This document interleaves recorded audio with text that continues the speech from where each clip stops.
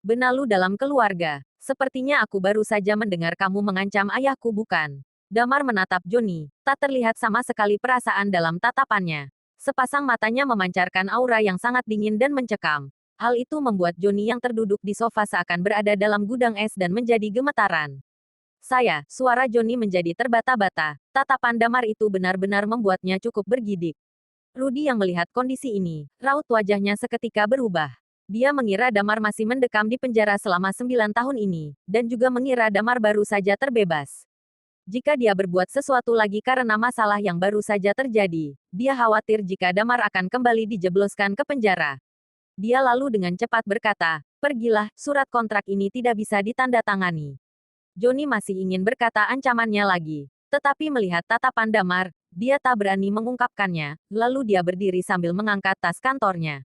Sesaat melewati tubuh Damar, suara dingin Damar kembali terdengar di telinganya lagi dan berkata, "Jika Anda berani-beraninya mencari masalah lagi, Anda akan tahu akibatnya."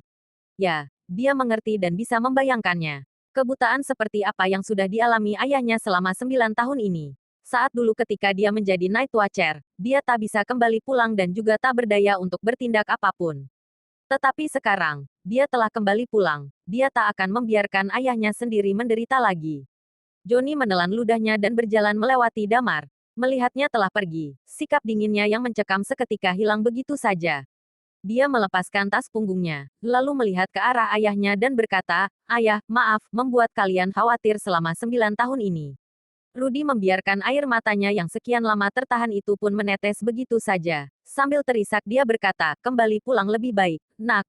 Kamu tak tahu, selama 9 tahun ini, sudah tak terhitung ayah dan ibu mengunjungimu ke penjara, tetapi tak pernah sekalipun bisa menemuimu.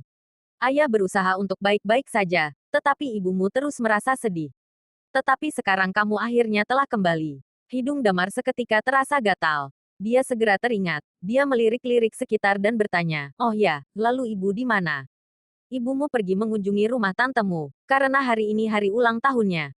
Sebenarnya ayah juga ingin pergi menemani ibumu. Tetapi tiba-tiba Joni menelepon dan ingin bertemu karena ingin membahas suatu hal. Jadinya ayah tak bisa ikut pergi. Lalu ayahnya pun kembali berkata, "Nah, kebetulan kalau begitu, kita pergi sama-sama saja. Sekalian bertemu dengan tantemu." Mengatakan itu, dia menghela napasnya lalu berkata, "Semenjak setelah kejadian itu, anggota keluarga Ardiansyah lainnya telah memutus kontak dengan keluarga kita, tetapi saudara dari keluarga ibumu masih terus menghubungi kami." Suasana hatinya perlahan mulai membaik, lalu dia menepuk bahu Damar dan berkata, "Ayo, kita sama-sama pergi ke sana." Damar menganggukkan kepalanya, lalu dia menaruh tasnya di atas sofa dan berjalan keluar bersama ayahnya. Penghasilan tahunan Rudy bisa dibilang cukup baik, sekarang dia bisa membeli sebuah bungalow, dan memiliki sebuah mobil yang bagus. Setelah menaiki mobil, Rudy terus menceritakan kejadian apa saja yang sudah terjadi selama 9 tahun ini, mengobrol seperti topik yang tak ada habisnya. Damar pun mendengarkannya tanpa bersuara. Karena sebenarnya dia sendiri sudah mengetahui banyak hal itu. Walaupun di masa saat dia menjadi Night Watcher, dan tidak bisa bertemu dengan kedua orang tuanya, tetapi dia selalu memperhatikan apa yang telah mereka alami. Tak butuh waktu lama mereka pun telah sampai di sebuah distrik kecil. Setelah memarkirkan mobilnya, ayah dan anak ini pun berjalan memasuki sebuah gedung. Baru memasuki lantai utama, tatapan Damar seketika tertuju pada satu arah. Di sana seorang pemuda berusia 20 tahunan sedang menundukkan kepalanya dan tampak berjalan dengan sedih menuju keluar dari area itu. Mata Damar seketika berbinar. Dia mengenal orang itu, yang ternyata merupakan teman semenjak kecilnya dulu. Seorang sahabat yang bernama Bagas. Bagas bukan merupakan anak kaya raya, tetapi pertemanannya sangat baik dengan Damar. Mereka mulai berteman semenjak berada di taman kanak-kanak, hingga mereka telah lulus SMA pun mereka adalah teman sekelas. Setelah lulus SMA, Damar berkuliah di Universitas LH, namun karena nilai Bagas tidak lebih bagus darinya, dia akhirnya harus berkuliah menempuh pendidikan sarjana di luar provinsi. Saat Damar masuk penjara, mereka berdua mulai kehilangan kontak. 9 tahun tak bertemu, tak banyak perubahan yang terlihat dari penampilan Bagas. Tetapi dia terlihat seperti sedang terkena masalah dan nampak putus asa. "Ayah pergi duluan saja bertemu tante, aku nanti akan menyusul," ujar Damar.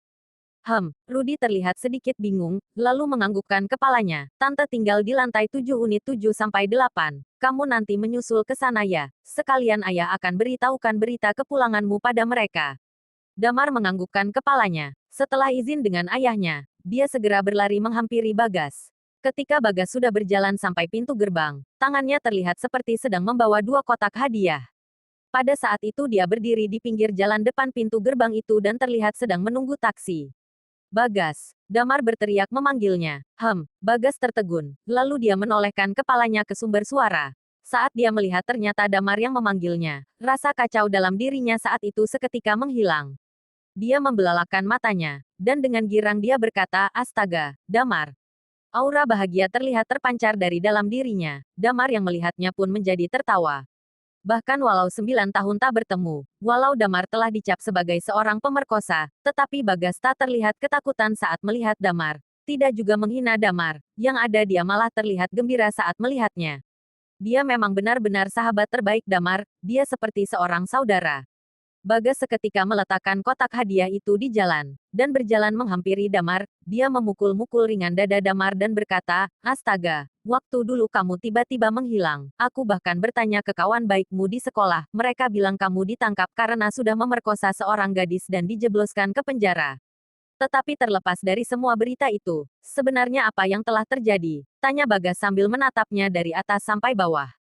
"Kamu tidak menyalahkanku?" Tanya Damar keheranan. "Aku bahkan sudah tahu seperti apa bau kentutmu itu. Kamu adalah orang yang berperasaan dan pemberani. Mana mungkin kamu berani melakukan tindakan pemerkosaan seperti itu?" Bagas berkata sambil tersenyum. Damar tak mampu berkata apapun. Dia kemudian berdeham dan berkata, "Ya, itu ceritanya panjang. Alasan jelasnya aku pun tak tahu. Hanya saja yang pasti aku sepertinya sudah dijebak. Jadi kamu sebenarnya sia-sia selama ini mendekam 9 tahun di penjara." Bagas mengerutkan dahinya. "Aku dibawa pergi begitu saja ketika aku baru saja masuk ke dalam penjara. Lalu setelah itu masuklah sebuah kelompok misterius.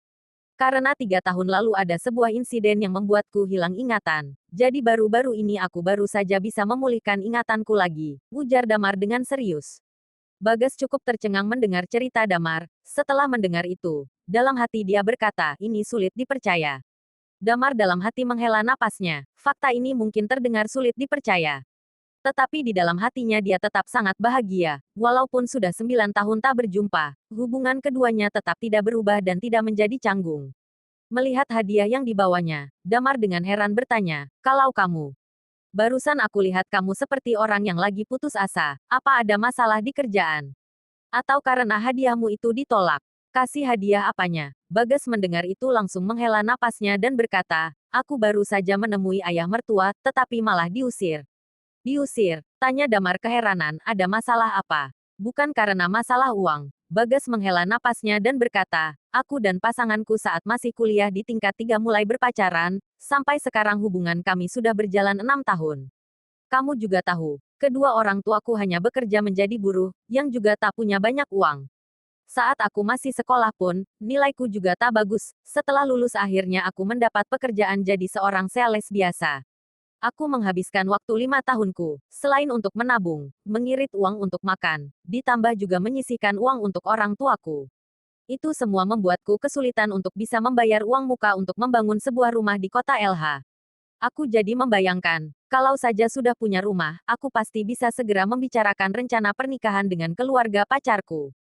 Tetapi persyaratan keluarga mereka benar-benar belum sampai menyelesaikan pembicaraannya. Dia segera menggelengkan kepalanya. Damar mengerutkan dahinya dan berkata, "Mereka punya persyaratan apa?" "Pertama, hak milik rumah harus atas nama pacarku," ujar Bagas. Dia kembali melanjutkan, "Ini bisa dibicarakan baik-baik, karena aku memang sungguh-sungguh mencintai pacarku. Tetapi, mereka sekarang malah memintaku memberi mahar, dan mahar itu senilai 2 miliar. Damar seketika tertegun mendengarnya. Mahar senilai 2 miliar bagi orang biasa sangatlah berlebihan. Mana mungkin bisa sebanyak itu, ujar Damar keheranan. Keluarganya memiliki seorang adik laki-laki, ujar Bagas. Mungkin kira-kira orang tuanya ingin membelikannya sebuah rumah, jadinya menanyakan padaku uang 2 miliar. Dan di kondisi yang sekarang ini, jika tak mampu memberinya 2 miliar, maka kami tidak bisa menikah, aku dan pacarku mau tak mau harus putus." "Lalu kamu bilang apa ke pacarmu?" tanya Damar. Pacarku. Membicarakan pacarnya. Dia menghela napasnya dan berkata, dia juga membantu keluarganya berbicara tentang hal ini. Dia ingin hidup denganku selamanya. Tetapi aku bahkan 2 miliar saja tak mampu untuk memberinya. Itu tandanya aku tak cukup mencintainya. Pacarmu memang tak tahu kondisi keluargamu seperti apa? Tanya Damar keheranan. Dia sudah tahu, tetapi dia tetap bersikeras seperti itu. Bahkan dia bilang kalau keluarganya telah menjodohkannya dengan pria lain. Jika aku tak sanggup memberinya 2 miliar, maka kami akan putus, ujar Bagas dan kembali lagi dengan raut wajah putus asanya. Damar pun terdiam, benar-benar benalu dalam keluarga. Bersambung.